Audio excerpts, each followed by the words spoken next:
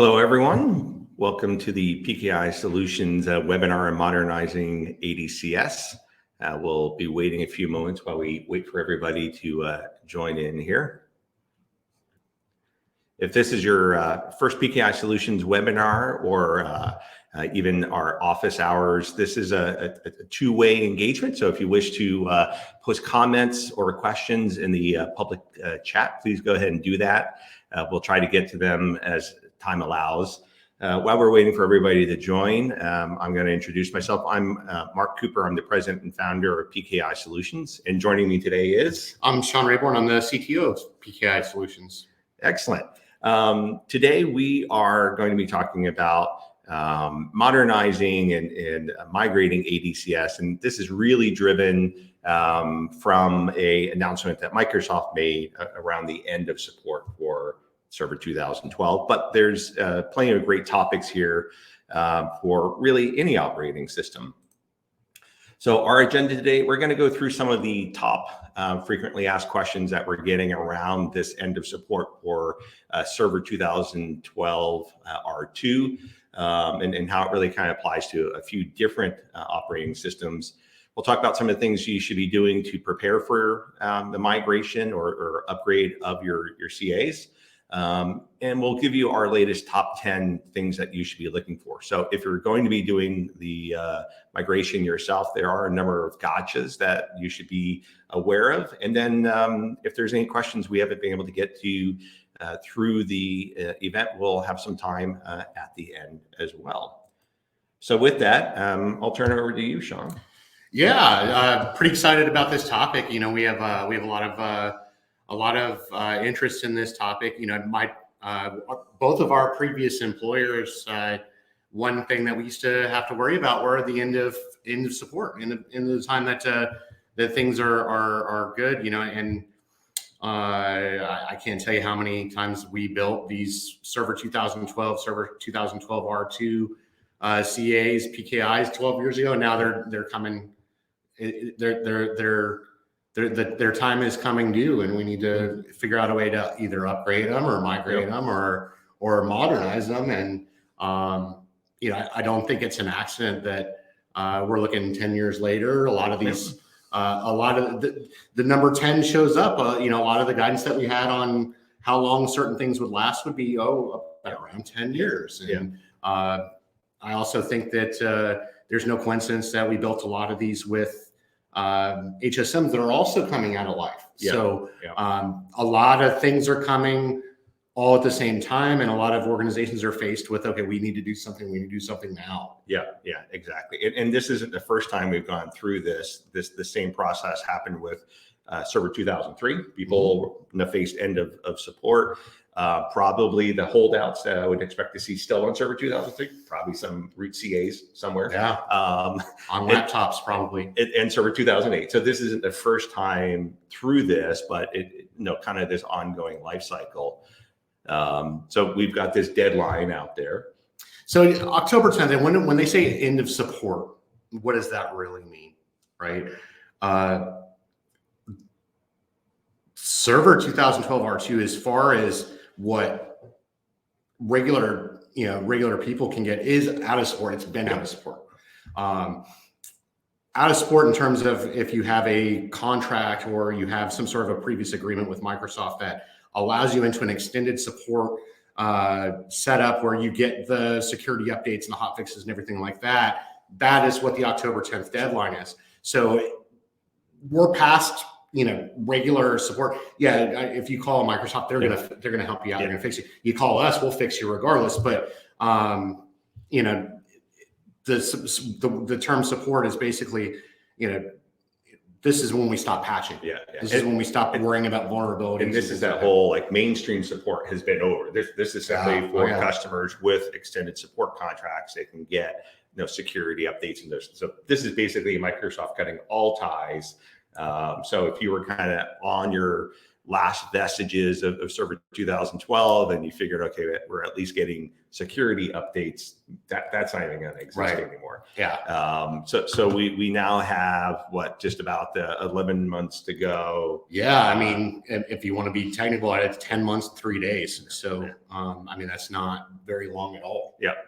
What else we have going on? So it's a year away. Yeah, I mean, so let's procrastinate. I mean, is it though? Yeah. Because I mean, if you're sitting on and one thing we don't call out here explicitly, but a reality that we've had to face is, if your server's attached to, say like an Encipher, InShield Connect plus HSM, for instance, you're not looking at a year, you're looking at months, you're looking at days. Yeah.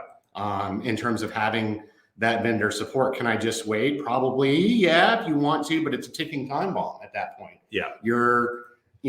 If you've been treating your PKI like an appliance, which a lot of folks seem to like to do, you'd have a tendency to think, yeah, we can just wait. But the reality is that no, you can't wait. I mean, how many times has a patch come up that, completely broke things? How many times would has a patch come up on, Windows 10 that you needed to make a change on Server 2012 to get it to facilitate it? Yeah. There are a lot of things that are not in our control that we need to be able to have control over. Yeah, and it's not just the amount of work that goes into it. There's kind of a decision around, is the PKI going to just stay the same and we're upgrading the OS? Are we going to go onto new boxes? What's the change control process? What's the prep for that? Is it time to reevaluate what we have? And that's the answer, right? For most of our clients, it is time. It is time to reevaluate. The whole, okay, well, we're gonna install 2000 and then 2003 and then 2003 R2 and then 2008 2000 R3. Just we're gonna keep upgrading in place, or we're gonna keep upgrading our OS.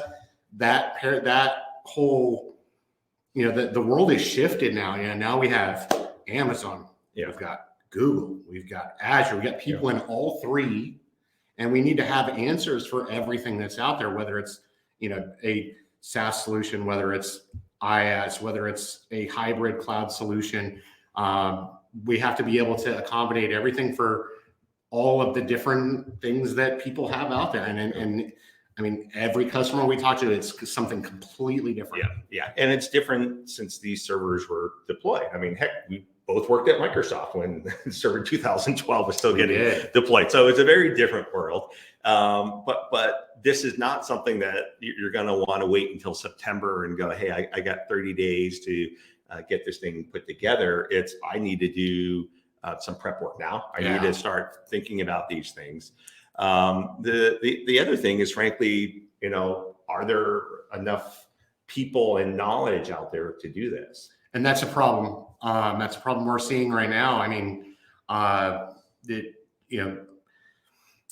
when the principal vendor has made it a liability for their people that are trying to help their customers to support things, then that makes it to where the knowledge moves away from the vendor and into the field. And I can tell you right now, I mean, we try to hire people all the time, and there's nobody out there. Yeah. And just an interesting informal metric. Just this webinar alone on modernizing and this end of support has been one of our largest registration bases in the last couple of years, even through the early days of COVID, when a lot of people were coming to us for questions, and even today's turnout. So this is clearly something that is affecting a lot of people, or at least have some impact in what they're doing in their environments. All right, so here's the other one that we've been talking about. We talk a lot about 2012 and then the support. Is that the only story here? No, it isn't the only story. I mean, so there are going to be people that are still on older versions. There are going to be people that are on newer versions, but the fact of the matter is, all of them need to have a plan. If you're on 2016, you're going to be faced with the same conundrum 5 years down the road. And do we want to just kick the can down the road and go to 2022, or do we want to start to think about, okay, how is this going to look in the future? How is this going to look 5, 10, 15 years down the road? I mean, we've got these breakthroughs in quantum computers coming out, we need to start thinking about some of those options as well. We can't, the old client server model is going away in a lot of places. We still want to make sure that we're taking care of the folks that, they are still in that model, and they'll always be in that model, whether it's, a hazard of the vertical that they're in, or, the restrictions that they have, but the reality is the vast majority of folks are looking at a hybrid model or looking at a cloud only model, and we need to make sure that we have an answer for that. Yeah, exactly. And it's not just the fact that there's other operating systems. I'd probably be willing to put some virtual Bitcoin on a informal poll that somebody in this webinar group probably still has a server 2003 somewhere in there. Oh yeah, at least one. But just like 2012 going end of support, 16 and 19 are going to be right behind. They're going to be right behind, and time marches forward. It's the good thing is most of the steps, most of the processes, if you are planning on upgrading in place, most of them haven't changed. They haven't changed in 20 years. So I mean, the concepts of migrating and kicking that can down the road are very much the same. So really, it's there are ways to buy yourself some time. There are ways to make things better, and to put yourself in a situation where you're just, you don't have to have the answers for 10 years from now. What you can do is you can buy yourself some time. You can say, okay, not only am I going to buy us some time, get us out of that technical debt, but also put us in a situation where we won't have that debt moving forward. Yeah. And this has to be a whole lot more than just, in-place upgrade. This really our approach, and what we're really trying to advocate to most organizations in this point is this is the time to reassess, reevaluate, envision what your PKI is like, because if it was new with Server 2012, still means it's 10 years old. The needs of the organization are probably very different. And this might be a good time, rather than rushing out and saying, well, we're just going to do another upgrade and, let it be. What should it look like? Should it be integrated in the cloud? Should it be in the cloud? Are we still okay with or without HSMs? Are we still meeting our use cases? Or are we still ignoring it, making it look like it was something from 10 years ago or 20 years ago, and we haven't really thought about it? So, do we still want to exercise the level of control that we exercise now, or are we willing to give that up to a cloud provider to, effectively, are we willing to relinquish some of the process and some of the other controls that the cloud just doesn't have an answer for? And you have to think about a lot of those things and take those things into consideration when you're making a new design. It isn't quite as easy as let's just pop the server CD in there and hit upgrade. It's not as easy as, okay, well, let's create something brand new in parallel in the same environment. We have quantum resistance to think about. We have the presidential order to think about. We have a lot of privacy things coming down the pipe that we've got to think about. It. The world has completely changed, and you really have to take a multi-dimensional approach. And the answer may not necessarily be, all right, let's just upgrade what we have. It may be, let's upgrade what we have, and let's move some of this function off to a cloud-enabled capacity, whether it's infrastructure as a service, whether it's one of the platform as a service offerings, one of the managed offerings. Yeah. And we probably see an equal number of customers that we help come off of a managed platform as we help customers get on. I mean, it's companies change their needs and what they want to own, their risk level, their infrastructure, technology base.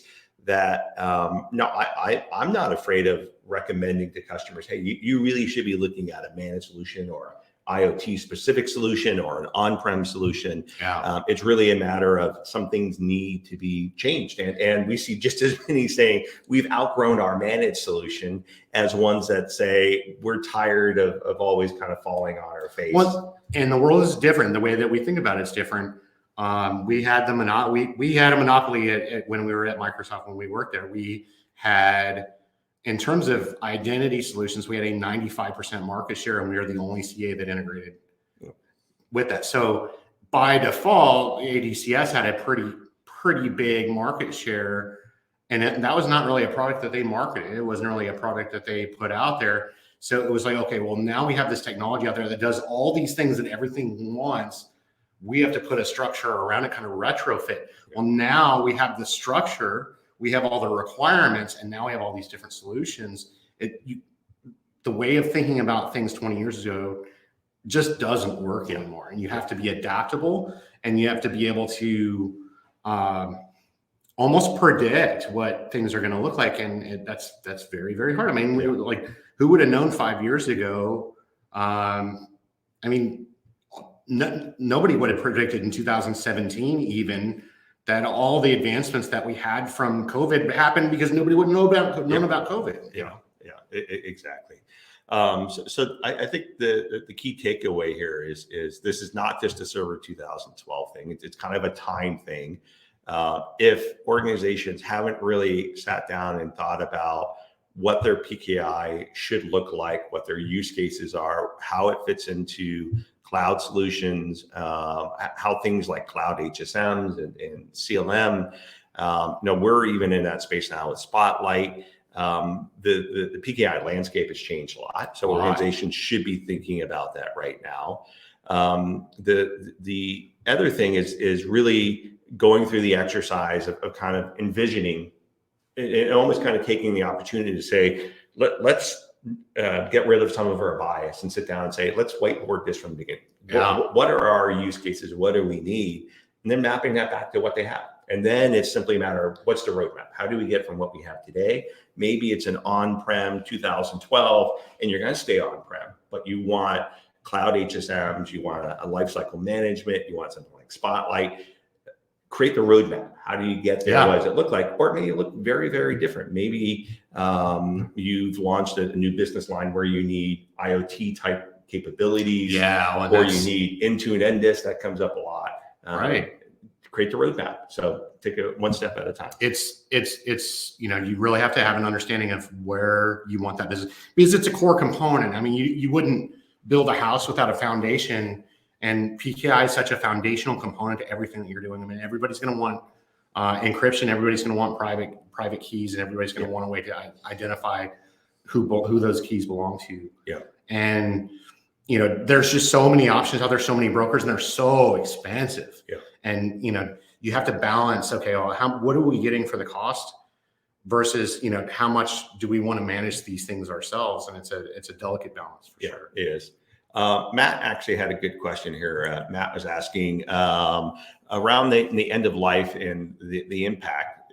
The OS is out of support, but does that extend to the compatibility settings for certificate authorities or certificate recipients of the templates themselves? No, so as long as the lifetime on the key, like functionally, as long as the lifetime on the keys is good. I mean, there's nothing functional that the OS is going to do to stop it.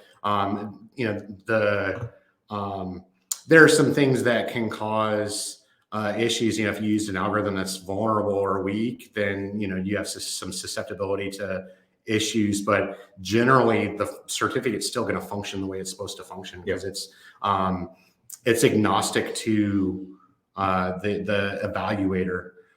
X.509 is X.509. It doesn't matter if it's Apple or Google or Linux or whatever. It's just a matter of how it's interpreted. And if the question was around kind of like the template settings where you go to compatibility and what OS, all that's really doing is determining what features are enabled on a template and what cryptographic provider. So you could still easily have a 2003 template. If you've got platforms out of there, and frankly, V2 templates still 99% of the time meet what most organizations need. So I wouldn't expect anything to change there.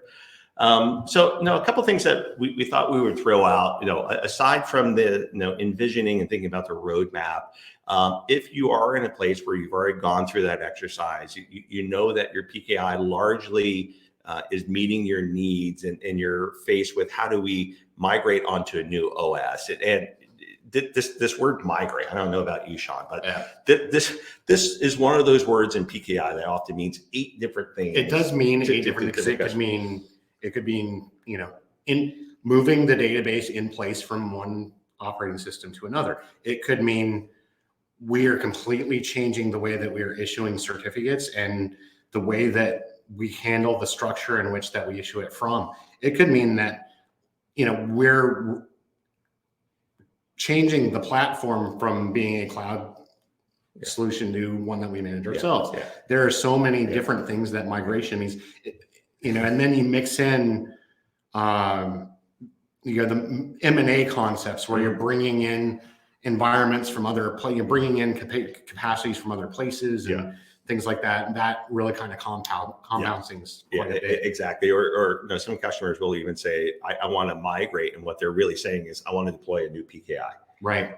So for the purposes of our conversation today, we're going to refer to migration as preserving the PKI as it is, meaning the certificate authority identity, its signing keys, its database, and moving it to a new OS. Now that could be on the same box, which incidentally enough, for a few releases now, Microsoft now no longer encourages an in-place upgrade. It actually gives you a little chastise warning during the little readiness check of, hey, we don't recommend this, go ahead. And it used to be that was the easy way. That was the easy button. And, and then, it's what's funny about that is, those of us who supported it knew that the better way was to use a clean upgrade. Yeah.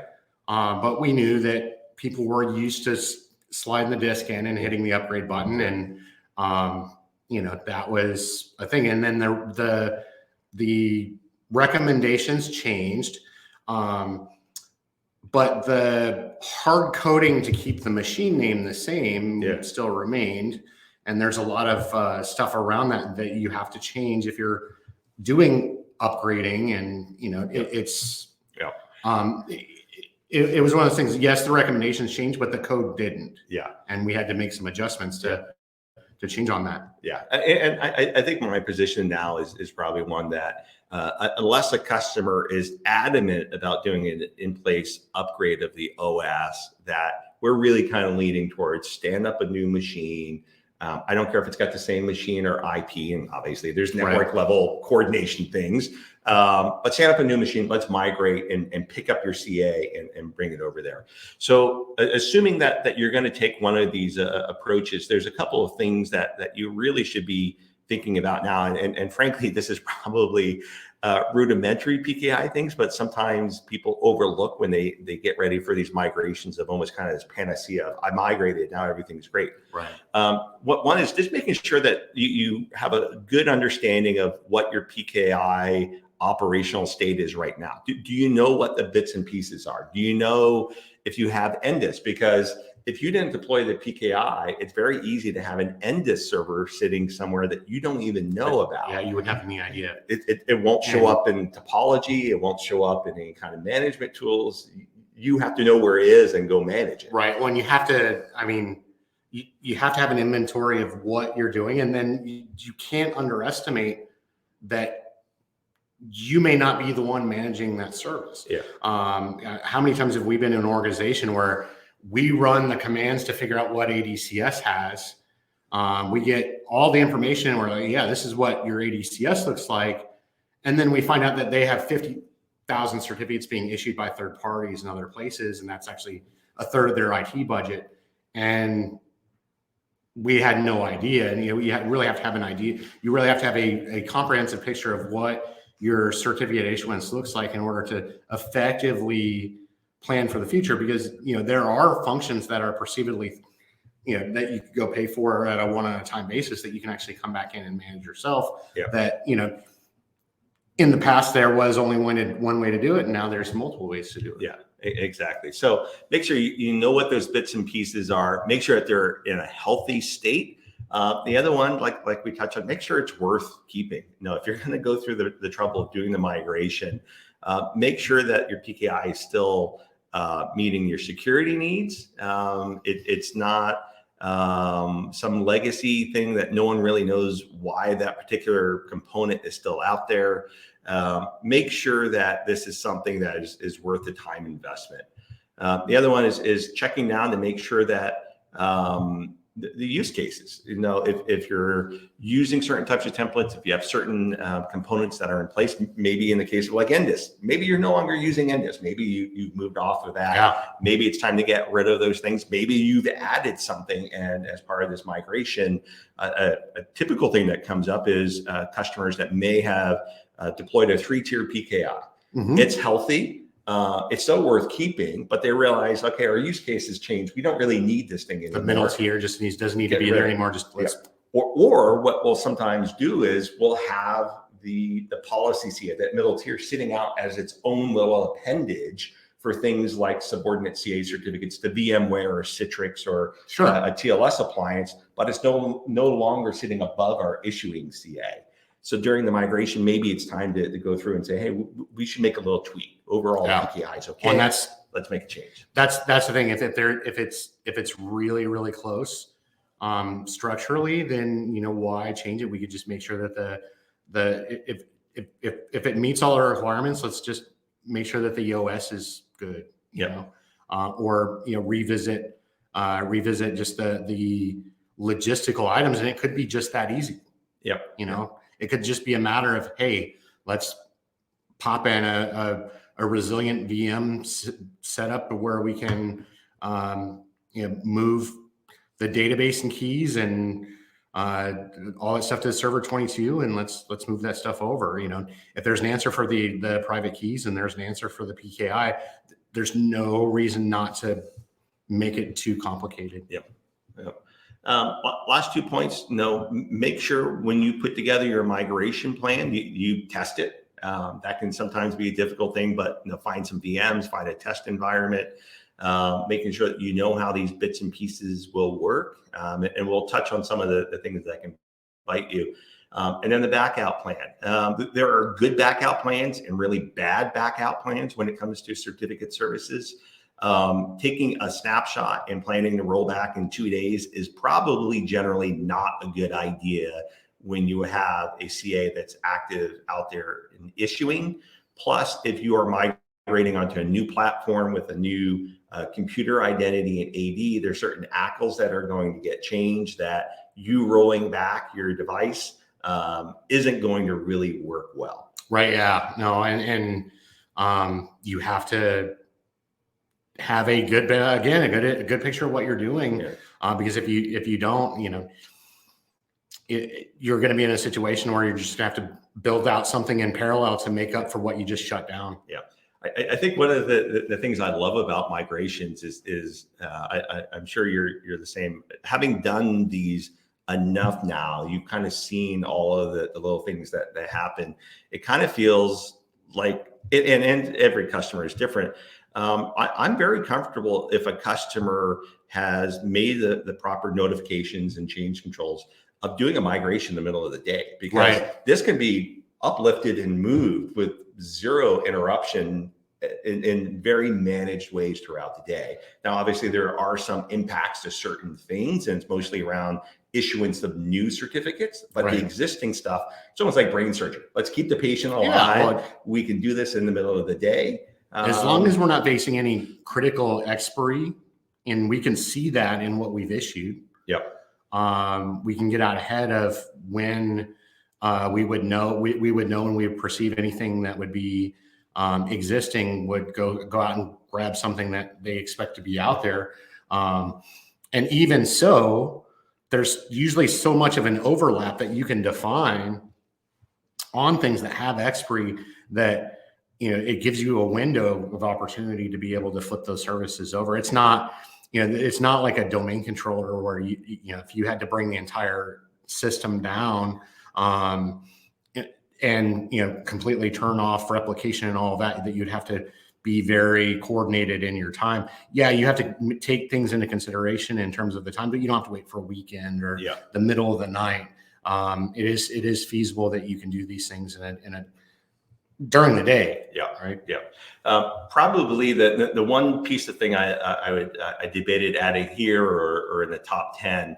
One thing to kind of watch for, because PKI has a lot of kind of built-in timers and caching things and validity things, it is entirely possible to do a migration, do some basic testing, and everything look really good, and then for it to fall on its face in a day or 2 or 7 days, especially if things like CRL locations aren't updated properly and things were cached and everything looked good, but when it goes to publish the next one or something expires, and because you may have multiple components, this could be an hour later, it could be 6 months later, and still be haunting you. Yeah, you have to force. You have to, if at all possible, you can force relookup of CRLs and AIA and all those things. If you can force it to relook those things up and not go into cache, because if you have a root CRL could be good for a year.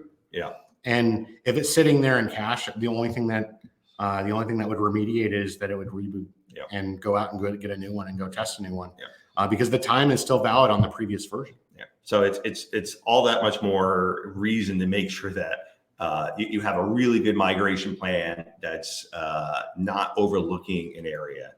So with that, let's go into the top 10. So this was really put together for organizations that are contemplating migrating, meaning keeping the CA, going onto a new platform or a new host name, and they're going to do this on their own, or using their own resources. I wouldn't say that these are in any particular order either. I would agree with that. So they're not weighted. They will all bite you. Yeah. And they're all just as likely to happen. So I think so. Yeah, definitely. So let's take a look. So migrating Active Directory integrated CAs with LDAP-based AIA CDP locations to ACL changes. So yes, that's absolutely true. And if you are in a situation where you have to change the machine name, there are some things that happen. If there's a situation where you don't have to change the machine name and you're hijacking the existing machine account, that the rules change a little bit differently. There are a lot of different ways to do things that make it to where you have to do different actions based on how you approach bringing the new CA into the environment, whether you're restoring on top of a machine that has the same name, whether we're restoring on a machine that has a different name, and so on. So yes. And with this one, now this is all about, when you pick up your CA and you put it on another box, even with the same name, it's a different security, a different SID in Active Directory. The objects, specifically like AIA and CDP, are ACLed to the original host running your CA. When you bring those things over, the install will work, the restore will work, but when it goes to try to publish or update information, not gonna. So that, the only mitigation there is a hijacked rejoin, which is not recommended. Yeah. The interesting thing, we actually ran a poll on this very subject on our LinkedIn page, and the vast majority of people said this was not a problem, that this was not an issue. They didn't have to go in and update ACLs because you're just moving to another AD join machine.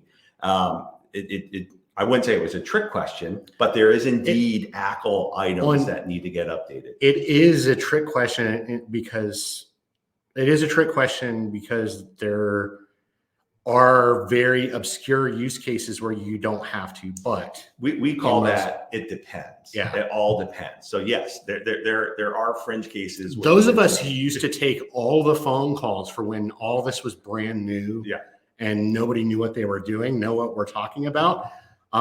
Nowadays, if anybody's got it set up like that,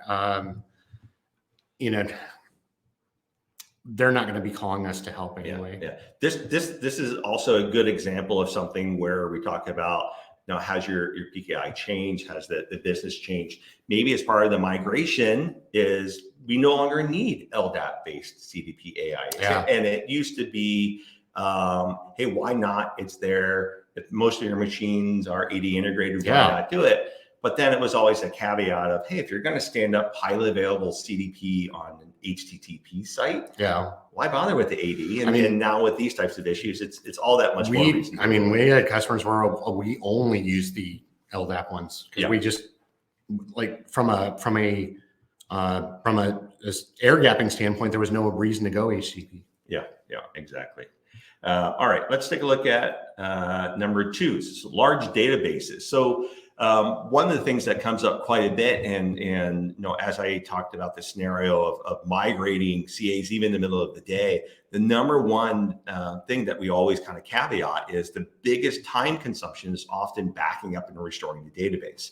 If the CA database is incredibly large, that's going to take a long time to back up. And we'll talk about the impact of log files as well. This might be an opportunity to be thinking about, hey, I know we've got 1.2 million records and 900,000 of them are failed enrollment attempts. Maybe you already have the information you need for your audit and history logs, and it's time to purge the database and get that reduced. The other one is just thinking about if you make a change control window and you say, hey, I'm only going to need 2 hours to do this, and it takes 3 hours to back up your database, it's going to be a problem. So one of the things you can do as you prepare for this is just thinking and actually testing. How long does it take to back up my database? So taking your backup plan, run whatever you're planning to do for your backup and see how long it takes. Maybe it's 30 seconds, maybe it's 3 hours. You don't have to use that backup when you do your migration a week from now, but you at least know how long it's going to take. Yeah, like when we would do the drilling, and one of my former roles was doing BCDR drilling, and we had to go through and show how long it would take to get the key ready to go, how long it would take to mount the database, how long it would take to be able to perform a signing eventually. Yeah. And with ADCS, your 3 main things you needed: the key, the database, and the registry, right? You could get away with not really needing anything else as long as you had those 3 things.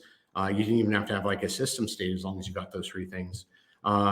When we would get the phone calls, if we had those 3 things, we could get the CA back up. We could tell customers, hey, we can get the CA back up. But so the key, that's nothing, right? In terms of size, you don't have to worry about that. I mean, it is a little bit of a haul because you still need to make sure if it's connected to an HSM that you saw that connection. You can still replay the key and do everything. That's fine. The database is usually the big issue, especially with these issuing CAs that have issued millions of certificates. I mean, we're looking at gigabytes and gigabytes of size, and Jet is just plain slow. Yeah, it just is slow. I always say it's like an old Sherman tank, right? It just kind of keeps on going. It's not sexy. It does its job. Doesn't have all the cool whiz bang things, but it does one thing. It just keeps going that direction. So the Jet database, that kind of always comes up as a question. If you remember, why didn't Microsoft ever switch to SQL Server? And it always kind of goes back. Well, why? Jet works. Yeah. All right, number 3. Yeah. So if you haven't done a backup, you get your log files, and those log files need to be replayed back in, and that just it makes it to where backup takes longer. Yeah, we see this all the time with large database and a lot of log files. Now your backup takes a long time. Well, here's the glorious thing about what I was just saying of testing your backup. Guess what happens? You do your backup, your log files are truncated. Magically, those log files go away, don't they? Exactly. So you may actually have some skewed results. So if you go in there and you see a lot of log files, and this is a subjective thing, I would probably say if you have log files that are probably more than a week old, means you're probably not doing backups often enough, or you're doing the wrong kind of backup. Yeah. It's like a snapshot of a VM is not a backup when it comes to certificate services. If you want more details, we have a blog on the site about how database truncation actually works. But in this case, if you see a log of log files, you do your backup, that will get rid of those log files, and then do another backup so you see how long it really will take you in migration. It's funny how good behavior makes this go away, doesn't it? Yeah, exactly. So if you go in there and you don't have a lot of log files, you're in a pretty healthy state. Exactly. All right, number 4, broken and failing CAs. This is probably the whole garbage in, garbage out thing, right? If your CA Takes a little magic fairy dust to keep working every week, and somebody has to go in and sacrifice small woodland creatures so that the thing can issue certificates. It's probably not in a good shape for migrating. Fix it first, then migrate it. Things aren't going to get better when you migrate. Or, fix it, or, have a plan to abandon. Yep. If in certain circumstances, if you just think about how much it costs to keep the thing on, how much it costs to reapply super glue every time, how much it costs to get new duct tape to put on it. Sometimes it's just quicker just to build net new. Yeah. And it's quicker just to say, okay, well, you know what, we're going to go ahead and just build something new in parallel. And if that's the case, there are tricks that you can take the bad CA and say, okay, well, we're going to extend the CRL out to the end of the time that the CA is good for, completely shut off the issuing, and then really just start working on trickling out the replacements, and just kind of get rid of it. And sometimes that whole process takes less time than it would to keep it together. Yeah, exactly. And that goes back to the prep thing, right? Yeah. Prep, figure out if the PKI is worth keeping or not. All right, number 5.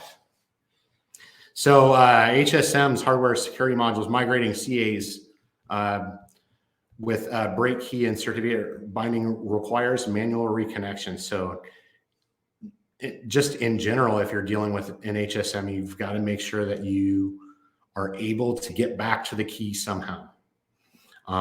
Get back to the function of being able to perform a signing. And specifically these functions, there are issues where we have to go through and get it to where the HSM is properly talking to the CA again. Yeah. And this whole thing is that when you back up your CA, we're doing that in software, backing up the database, we're backing up its certificate, we're backing up the configuration. Well, if you have an HSM, the key is in the HSM or protected by the HSM.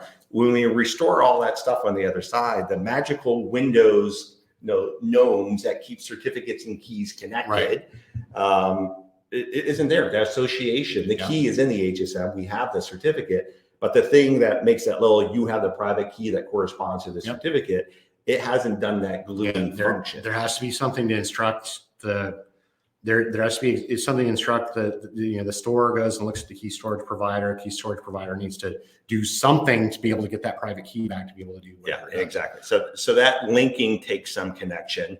And there's probably a whole webinar that we could do just on that, because then we wind up with some Microsoft limitations of things like a in-trust, in-cipher protected key that has OCS protection. We can't do that install relinking unless the key is module protected, right? So I forgot about that. So HSMs definitely complicate this. Man, you have some Tums. I tried to forget about that issue, man. Yeah. Just realize that if you're doing the right thing and you have HSMs for key protection, it is going to take some extra steps there. Number 6, missing keys. I see this one all of the time. So when people back up, and especially in the Microsoft GUI, you say back up by CA or they have a script. By default, it's only going to back up the most current CA key, which means if you've had a CA, server 2012, it's been around for 10 years, the odds are you probably have done a renewal at least once. Maybe it was with the same key. If you've had a CA that's been around for 20 years, you probably should have done a renewal with a new key, but it's not uncommon for a CA to have multiple signing keys. So we talked about the CA version 0.0, 1.1, and so forth. When you pick up your CA and you move it to the other environment, the configuration files are actually indexed to different key versions and different key types. If you don't do a proper backup of your CA and you try to restore onto the other environment and you're missing these keys, not only will your CA not start up, and you can do some workarounds that you and I know how to do, some registry manipulation, it also means it may not be able to sign CRLs for older certificates as well. So making sure that you're backing up all of the CA keys that are needed for your CA. Yeah, so kind of as a general rule, if you were to run, was it cert util minus get reg CA / CA cert hash. You would see a value that has multiple thumbprints, and for each thumbprint, we would have a key, and that would represent each CA key. Yeah, exactly. And that is effectively what's looked at to start the service to be able to do all those things. Well, you need to make sure that you're backing all of those up and not just the one that's at the top on the list. Yeah. And this is one that'll bite you, because people will back up their current certificate, back up their key, and then do the restore. It says, hey, missing key. And you're like, well, I brought it all over. Reva, the easy way to find that is if you go into the CA configuration. It's called CA cert hash.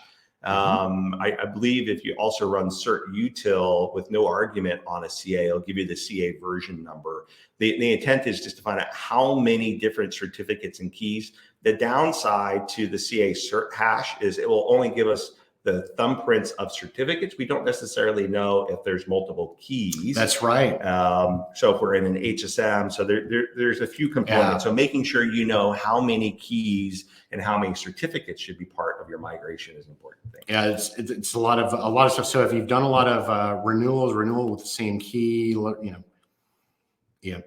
you'll know, and you also know that there's a version number that's above 0.0. Yep, exactly. You want to make sure that for every increment that you have on that version number, that you have something. Yep. Number 7. Expiring CRLs. You want to make sure that your CRLs are valid for the expected time period. And this is what I had alluded to before. If you were abandoning a CA, you can take the CRL and extend the end date to the end of the CA. If you knew that you were terminating and you knew that you didn't have any expectation of revocation, you can just make sure that function is stood up. Well, when you're doing migrations, you want to make sure that everything that you have that's currently issued is still going to be deemed as valid during that entire time. Your most important function, once you finally get stood back up, is to make sure that your CRL works so that you can print it. Yeah. Anytime that we would do an audit, that was actually the more important function was the CRL than it was the actual certificate signing. Yeah.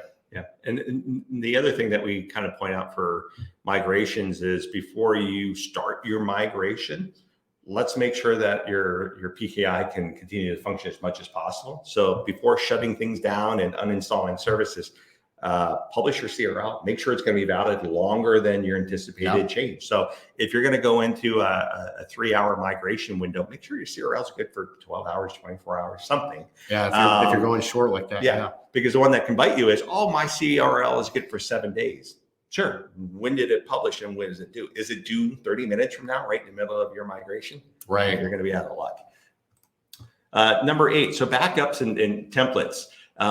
This is one of just kind of a procedural thing, and the irony, this is missing from most of Microsoft's documentation on processes for migrating CAs.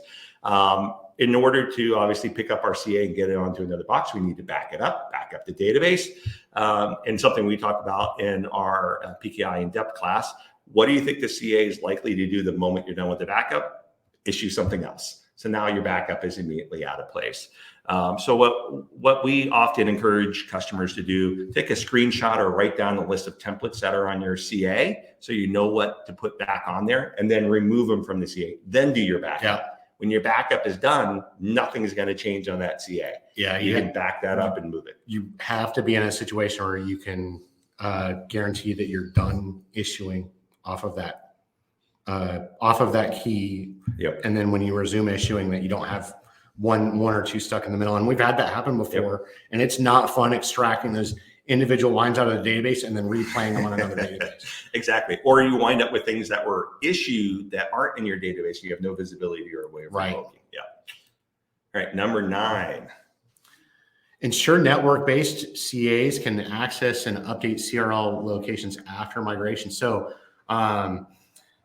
you've got to make sure that anything that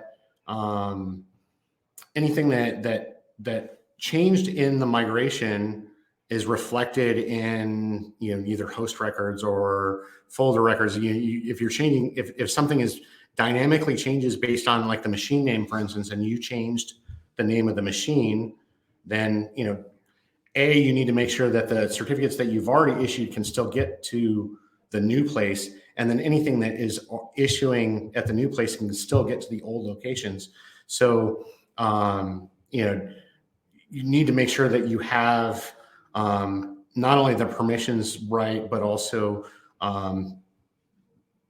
safeguards in place to make sure that any network changes that may be in place are reflected. Yeah. Right. When you're doing these checks, the client, it doesn't give a rip if you've got duct tape and super glue host records out there.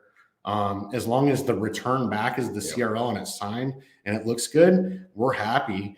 So if you need to put an alias record out there to point people from the old location to the new location, then, you know, do it. Yeah.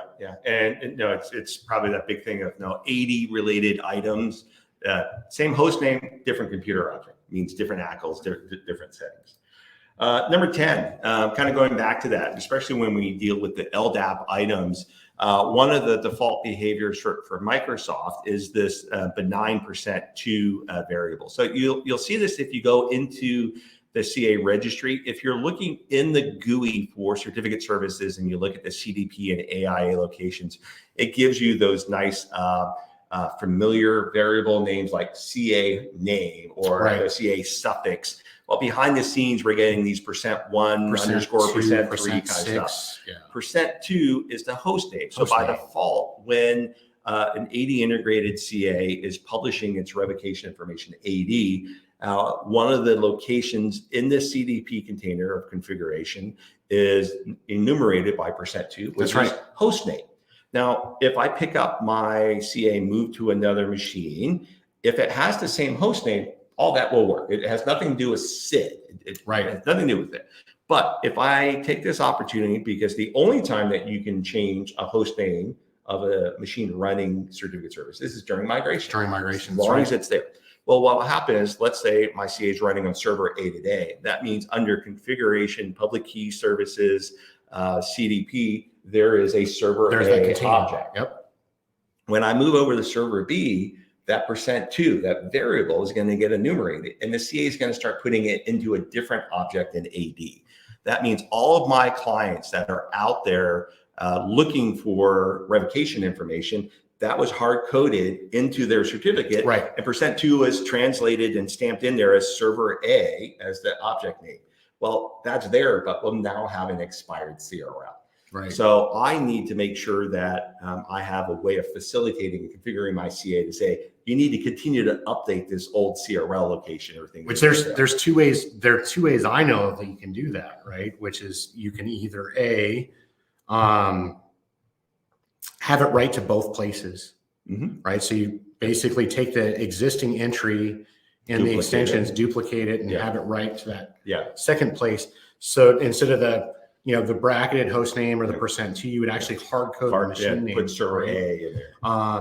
And then the second way would just be to catch it before it ever did anything, and then just hard code it to the old name and just, But then you have a machine that has one name publishing to another container. It could be confusing to somebody. Yes, and one of the things that we've done for many years now is when we do that duplicate entry on the one that has %2, we tell the CA publish there, but don't include it in any new ones going forward. That's so we set it to 65 as that bit value on there. So it publishes, keeps all the old stuff there. All the old certificates have that name.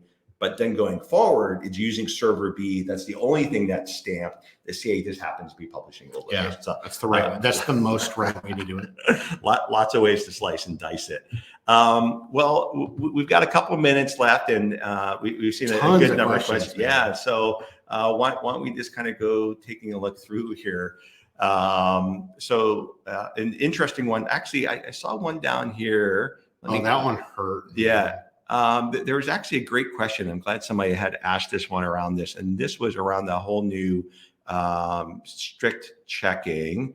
And I'm not sure if I could find it right now, but it was around JAMF and strict checking here. But So this was, if you're using XAMPP or AirWatch or really anything, something that's using the offline template is not going to have the new OID that Microsoft is now enforcing for authentication within the environment, and it's just going to cause a problem. In short, yes, it's going to cause a big, massive problem. Anything that is using offline templates isn't going to get these OIDs. I still don't know if Microsoft realizes the pain that they're going to cause there. We actually, it's too early to completely put out there, but we do have a skunkworks project where we're hoping to be able to have our own policy module we can make available to people to do it. There is a former colleague of ours, Uday, in Germany, who did publish a policy module as well that addresses it. So we're starting to see some grassroots solutions to that problem that's out there. That's interesting. Yeah, we'll probably need to do another webinar on that one. You want to grab another one here? Yeah, man. Let's see here. So I had a good one. Actually, that first one hit pretty hard. Why aren't there any good references for PKI since the 2008 Comar book? Do you have any good recommendations? Well, so I think. You mean besides our blog? Well, yeah. So if you go to the PKI Solutions blog, it has a lot of good stuff. aka.ms/securing PKI if you want to worry about, if you want to read about securing public key infrastructure, that's the standard. I highly recommend the sections on compromise recovery, key escrow, things like that, because I wrote them. Yep. No, that's actually a question that we get all the time, and the more we get demand for it, the more that I want to go and write. So I'm not promising that that's something that's on our minds, definitely, but it's just a matter of figuring out, let's get the right people on the phone and get something out there. I definitely think something needs to be forthcoming, especially with the cloud and quantum resistance coming out. It's about time to get something new. Yeah. Another question here. Can you migrate a CA from a child domain to a parent domain without affecting items? And that's not a problem. As long as you stay inside of the same forest, you can move a CA during migration. You can't change domain membership or change anything while the CA is on there, as long as the new host is in the right place. There could obviously be ancillary things around firewall rules that prevent some type of lookup. But aside from that, from a certificate services perspective, the only thing it's tied to is the forest level itself. Yeah. So, I mean, we've moved CAs away. And it's an interesting conundrum that, they call it an enterprise CA, and it is truly an enterprise CA in terms of the way that it works in Active Directory at the forest level. I once had a client that had a child domain and they called it their test domain. Yeah. And then they had their test CA in their test domain, which was their test domain was a child domain of their forest. So their CA was an enterprise domain CA that was in that test domain. And, when it was my job to go in and see how quickly I could get up to the top without, doing anything bad, first thing I do is I look at the CAs and I'm like, man, this test CA, I'm able to pretty much go and grab just about anything that I want and get to the top. And they're like, well, it's a test environment, but I had to explain, it's enterprise level. It's a delegation to the enterprise. So Mark had a question here around side-by-side migration of issuing CAs or traditional cutover migration. We kind of go through this in our courses as well. How can you kind of do migrations? Standing up a new PKI next to an old one is a certainly permissible way to go. I would only do that if the old PKI wasn't needed anymore or had an inherent issue. It's not worth saying that's how we're going to migrate our OSs, because now every certificate that's out there needs to get replaced, and that will take time. I prefer to draw, if it's possible, to draw a line in the sand and have service stop in one place and have it resume in another. That's the preference.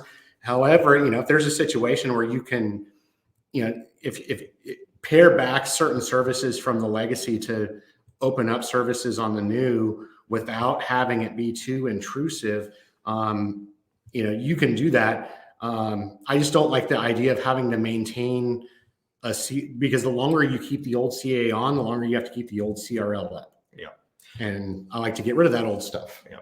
Well, thanks for all of the questions. This is clearly a space where there's a lot of remaining items of people preparing for their migrations and upgrades. And this is probably a great place to take an opportunity to kind of think about both the envisioning and direction of PKIs for organizations. We've been doing a lot of executive briefings with customers to give them an overview of what the landscape is like from the cloud infrastructure, what's available as a service, and pros and cons, and how use cases have changed. So we're trying to elevate that conversation beyond just the technical, hey, we need to do the EOS migration. As always, we'll have a future webinar event. Yeah. So next month we're going to talk about code signing. It's already kind of set in stone that we're going to talk about the perils of code signing, and if you get code signing wrong, what can happen, and some of the things that you can do to make sure that you have good code signing practices, and then also some of the enforcement mechanisms that you can use once good code signing is in place that not a lot of customers, not a lot of clients use. Oh, that's great. So it's one of those vectors of hardening that is really kind of unexplored and not a lot of people know about. So excellent.